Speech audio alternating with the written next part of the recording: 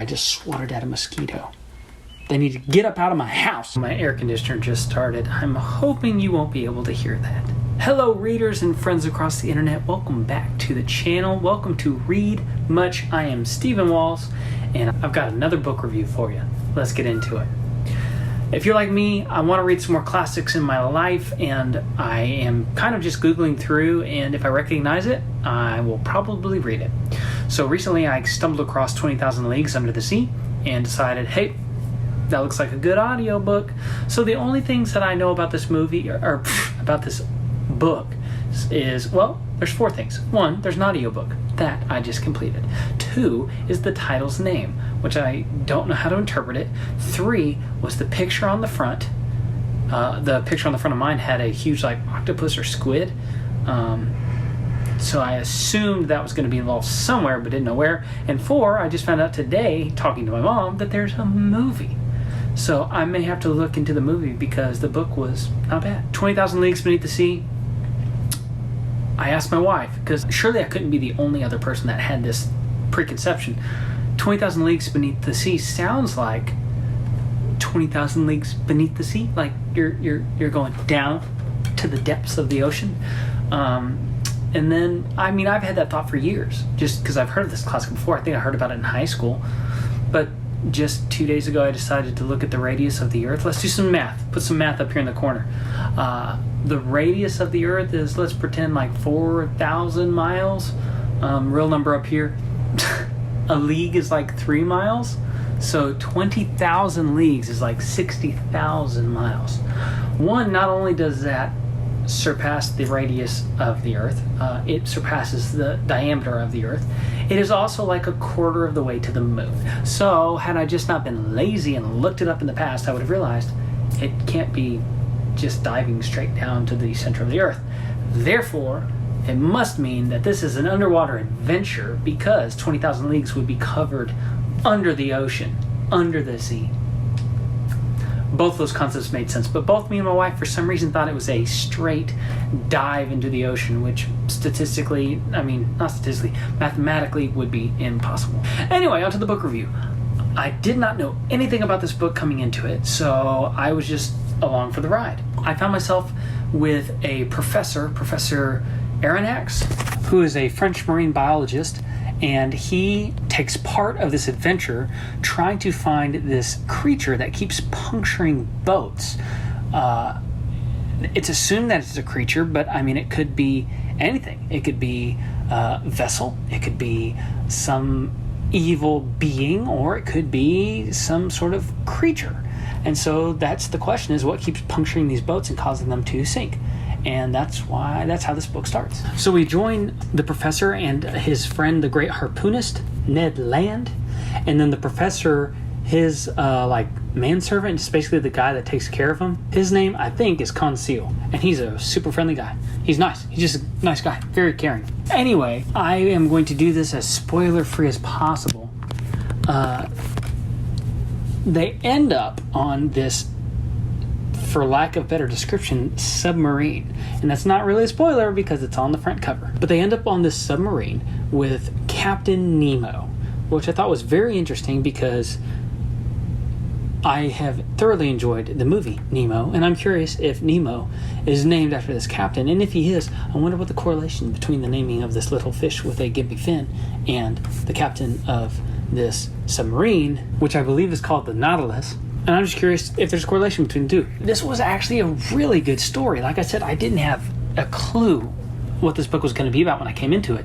And I'm so glad I picked it up. It was just this grand tale of adventure where the Captain Nemo is taking these guys across the ocean and discovering / visiting all these amazing sites. They go to old historic battle scene graveyards. They go to places where golden treasure was deposited from other historical events. They go and find natural wonders in the ocean. I don't want to tell you too much about that because there's some pretty cool stuff in there.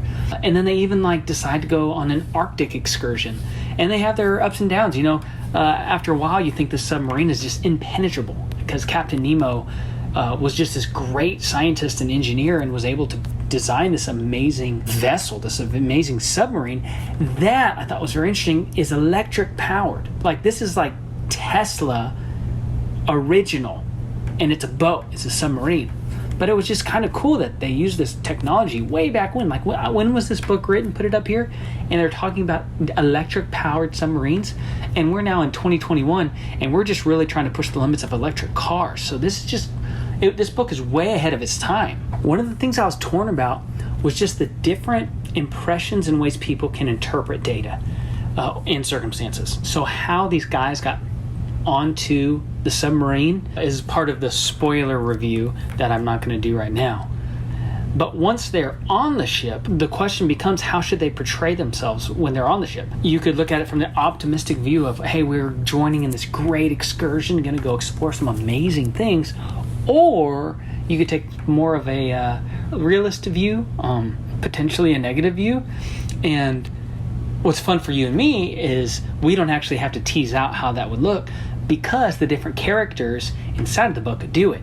The professor's response to their situation is way different from Conseil's, the helper's point of view, which is extremely different from the Canadian harpoonist Ned, which all three of them are put in the same situation, but theirs is different from the captain, because the captain's kind of the one that laid down the law of the land.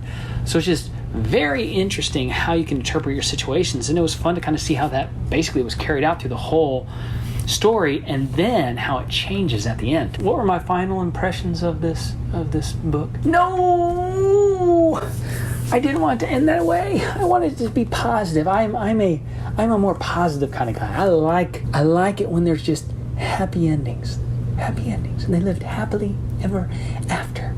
And I'm not saying that they didn't live happily ever after in this particular book, but rats, that's not how I wanted it to end. Not saying it was a bad ending. It was a good ending, and I will probably listen to this book again in the future because it was very entertaining. Next time I go on a road trip or I want to fly somewhere, this might be the book I listen to.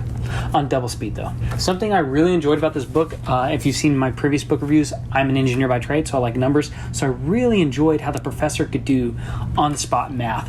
Multiple times throughout the book, he would do quick calculations on the amount of pressure that would be put on a given body, say a submarine, a human body, a fish, as they went deeper and deeper in the water, how the pressure would increase and how big of an animal you'd need to be, or how strong of a ship you'd have to be to survive in that kind of environment.